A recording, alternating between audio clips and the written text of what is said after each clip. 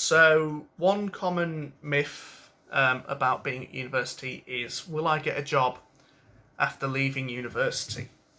Now, as much as having a degree makes you a better job candidate than someone who doesn't have a degree, one of the most important things about the degree is the actual skills you learn. So, things like problem solving, timekeeping, team leadership, things like that. So sometimes you might not get a job directly after leaving university, but if you can show that you have those skills in addition to your degree, that's one of the most helpful things.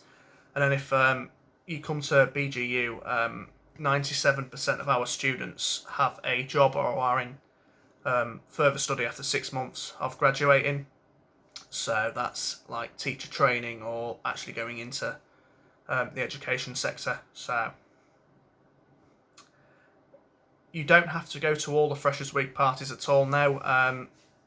There are a lot of non-drinking events that the Students' Union do. So they do self-care nights, they do a quiz and karaoke night. So as much as people drink at those nights, you don't necessarily have to drink to take part, and they're definitely not focused around partying.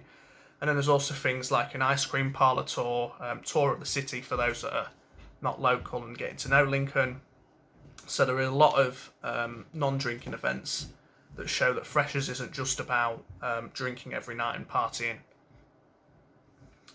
Another common myth that students have about university is, are there always hundreds of students in lectures?